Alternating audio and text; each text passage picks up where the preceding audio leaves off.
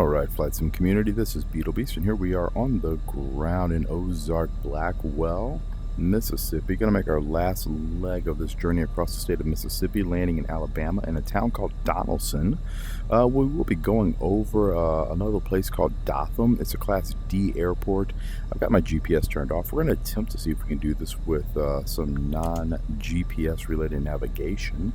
Using a couple of VORs. So there's going to be one that's going to be nearby. We'll fly outbound from it. I think that's called Stillwell. Probably messed that up. But the frequency is 111.6. So we're going to fly towards that VOR and then track outbound on the 126-degree radial from the VOR. Do that for about 25 miles. And then the airport should be about 7 miles further to the east. So we'll make a turn straight east at that point. Otherwise, let's get on with this. Brakes are off, power's coming in. Let's see how this goes. This could all end up going horribly, and then we'll just never post it. You'll never see it. No one will know. All right, power's in. Airspeed's coming up. A little bit of back pressure. We got the positive climb gears coming up. This little airport, those hangars look a little bit more believable right there. So GPS is off because I got an error screen on, and I decided I didn't feel like trying to set up that the GPS. I didn't feel like quitting out of the game and then coming back on to the GPS again. I'm going to go ahead and make left-hand traffic as we climb up. I'd like to get above the 2,900 feet of the Class Delta airspace that was right there. Shouldn't be much of a factor. It's not real close to us, within about 6 miles or so, but with the way this airplane climbs, that shouldn't be much of a problem. I mean, we're getting over 1,000 feet a minute.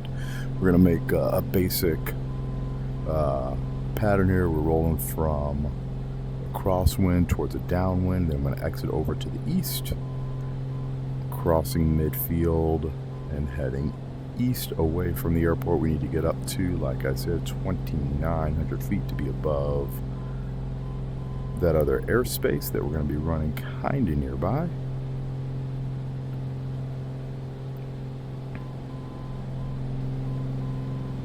I also want to spin this round, so we're looking for the 331 radial. We're going to move that around. 331, it should be on that side. That's what we're going to try to grab. There we go.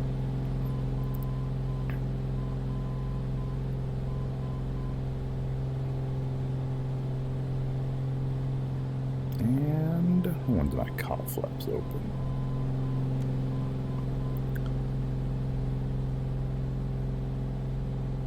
I'm going to go ahead and turn back to the east. And we're going to track inbound, like I said, on that 331 outbound radial from the VOR. We'll go up to 3,500 feet. And just going to make our way that direction. Kind of funky. This is the first time I haven't felt that vibration in my stick with the collar flaps open, so I'm wondering if something's not turned on, because that should be rumbling. Alright, so in the background you can probably hear the Morse code.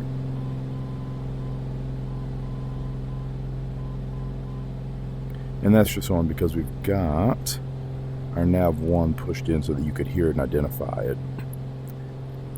Pardon me. So that's what was going on there.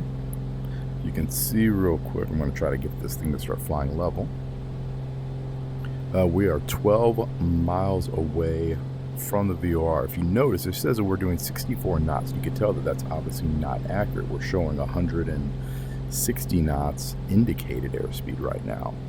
And that's obviously because we're not going directly to the VOR quite yet. We're crossing the radial. So once we make that turn to go inbound, and we're tracking inbound on the course direct to the VOR, that ground speed on the DME, right below our HSI there, should display something significantly more accurate, closer to the actual ground speed of the airplane, because the information is only accurate when you're going to or from a facility, directly to or from a facility. So that's what you're kind of looking for.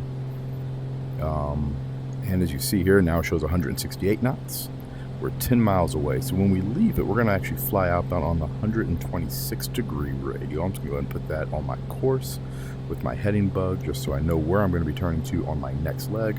And then we're going to fly outbound on that one for approximately 25 miles. Then we'll fly to the east. Hopefully, it's not going to be so hazy that we won't be able to see the airport, but you never know. I imagine we'll see something at some point. It's a little airport, 71 Juliet is where we were going. Like I said, I attempted to put it in our GPS, and when I did, I got an error message. I've gotten that a couple times before when kind of playing the game, as if there's some type of code error that kind of comes up and it doesn't like it, so it doesn't know what to put in. And next thing you know, it doesn't give you anything. It just gives you a bunch of words on the screen, and the words are all too small for you to actually be able to read. So anyway, we're just going to kind of head zip on over this way and do a landing. This one's a pretty quick flight. It was a quick flight if we went direct. It was like 20 some minutes or so. But yeah, this will get us out of the state of Mississippi into the state of Alabama.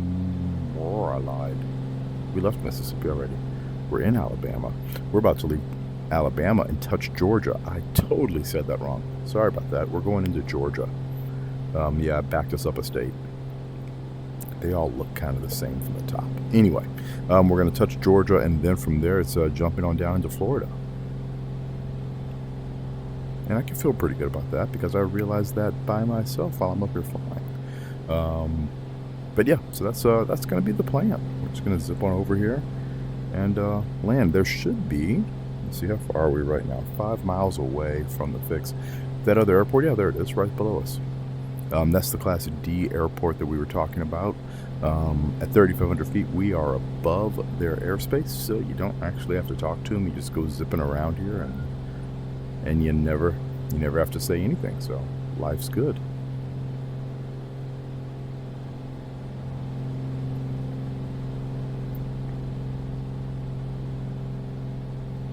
So at least that means that we're actually on our course. 4 miles, 170 knots, looking great.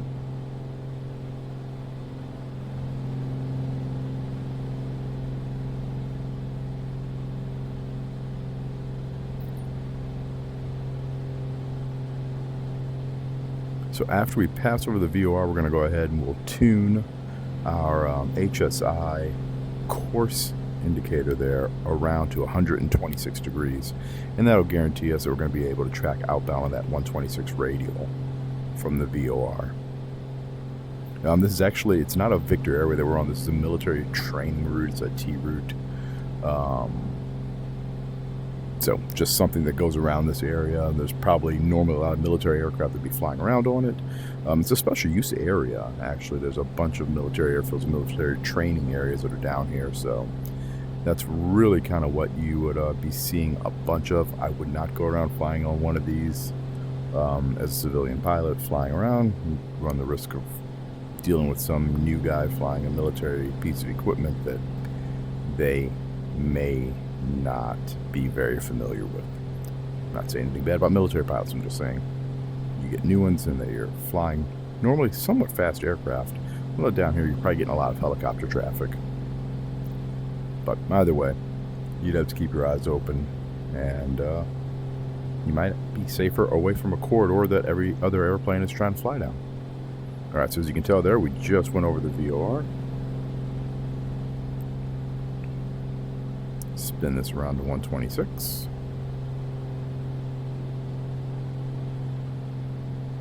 There's our from indication again. And it's working its way on trying to catch up to my spinning.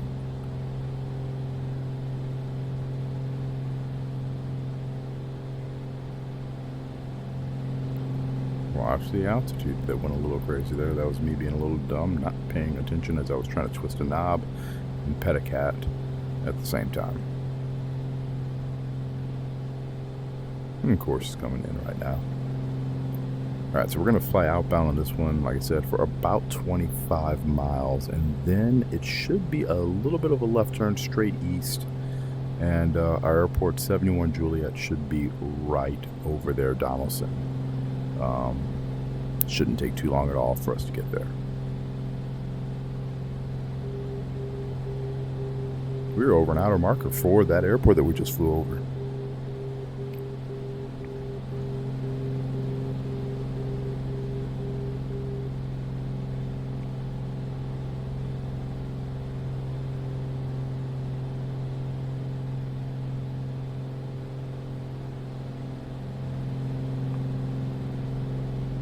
Can't believe of all the times I chose to go flying, I picked a time where I'd be staring directly into the sun.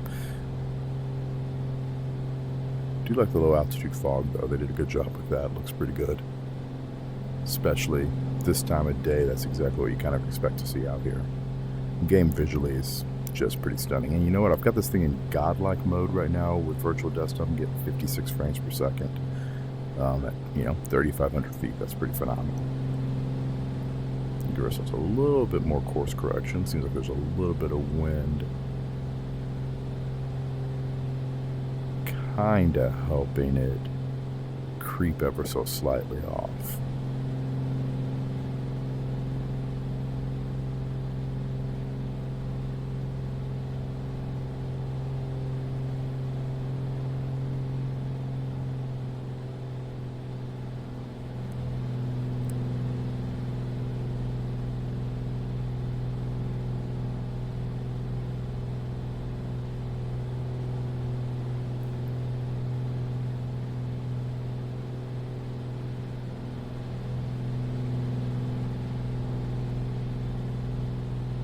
And yeah, I will say, I'm really enjoying this game, or this plane. I've really loved all the Coronado products, and this one here, this black square is solid. Like I said, I know I could get a lot deeper into any of the systems that I wanted to, if I chose to, but everything just works. It just works. It works exactly as you would expect it to. They put more time and effort into this than they probably needed to, but it shows. So it's a very good flying module, and I think it would be a great piece to use, especially if you're trying to work on and sharpen up your instrument skills in the game. Utilizing the game to do so, because it definitely has everything you would need for that. Just a really well-equipped airplane that flies remarkably well in game. Just incredibly stable. I mean, I'm basically hands-off. Little minor touches here and there, with that exception of me kind of giving a little bit too much back pressure when I was twisting a knob with my head down for a second. This thing's basically flying with, a finger's worth of pressure, is kind of moving the stick around. It's just easy flying. All right, we're about halfway to our left-hand turn.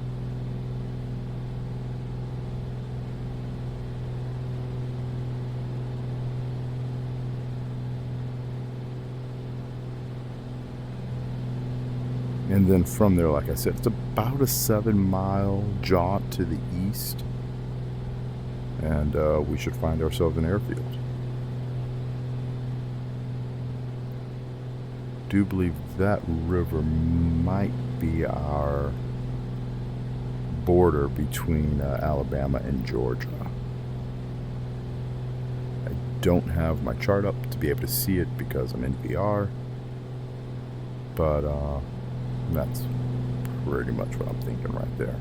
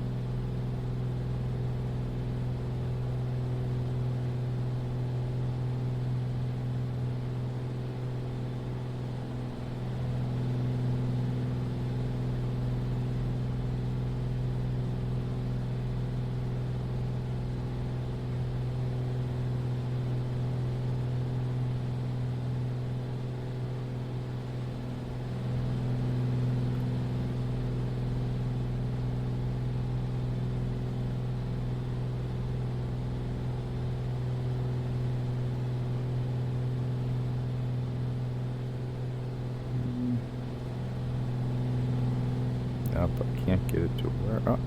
I was trying to get it to see how it looks. That's not bad. There we go.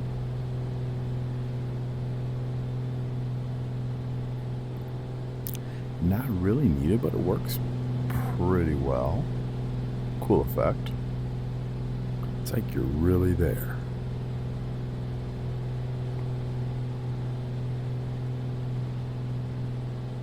Alright, 21 miles. We are getting very close to that left-hand turn. The real key, will I see the airport? Go ahead and take a peek real quick.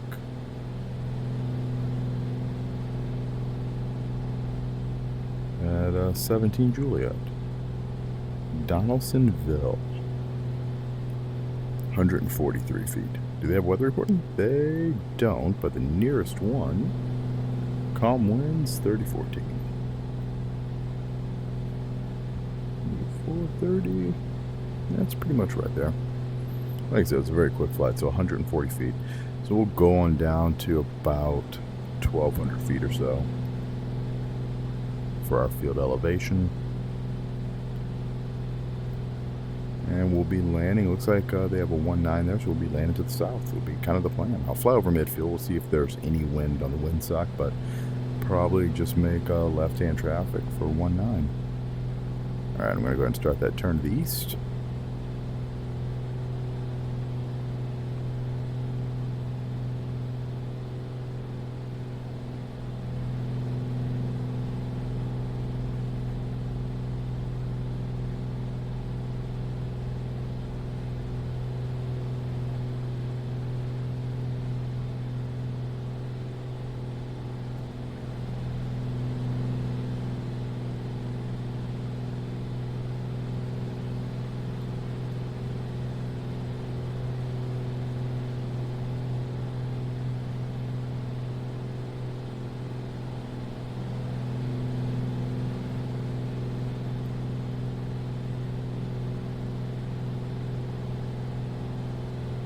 And we'll see how close I am.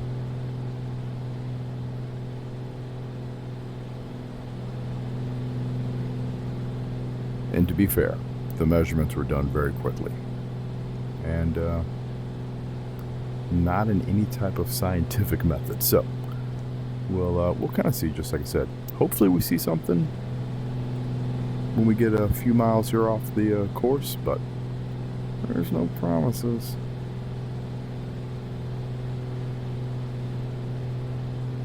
There wasn't a whole lot out here that I would say looked like a good ground reference points. Basically crossing the state line was about it. So we do have a town right there. So that's promising. Runway should be going off kind of to the to our right here, based off 190. We're almost going to be perpendicular to it right now, with us going basically directly east.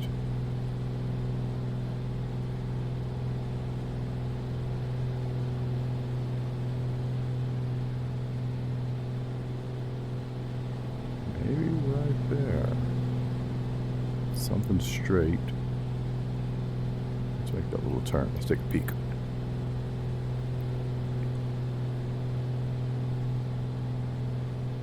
Some type of building right in the middle. I see a beacon that's on in the daytime. I'm going to say that's it. I love it when a plan comes together. That wasn't far off for a guy who hasn't attempted to do VFR navigation like that in a very long time. And it was like half VFR navigation, considering the fact we used a VOR for part of that.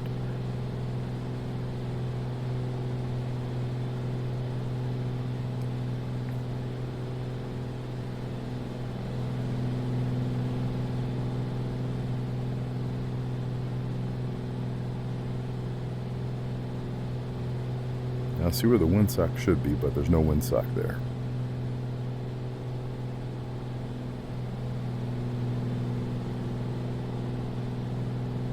They probably have it in the wrong spot. But we'll go ahead and just set ourselves up here on this downwind.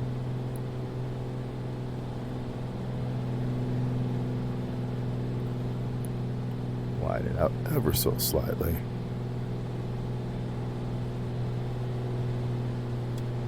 Speed's good for the gear. It's coming down. 3 green lights.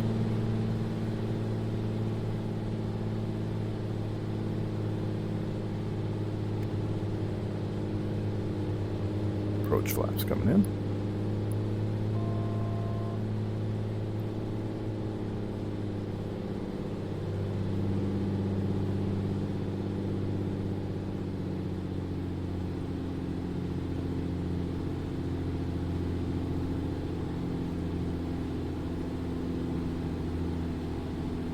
And rolling final.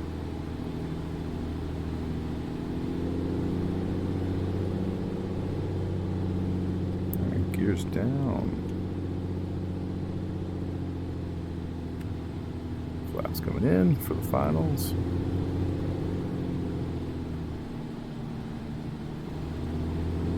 Yeah, you can see that windsock sitting there way to the left and much further north than it should be, but it is very, very calm.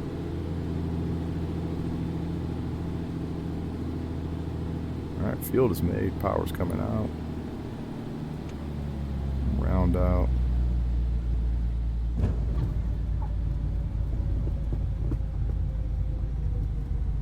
And that is that.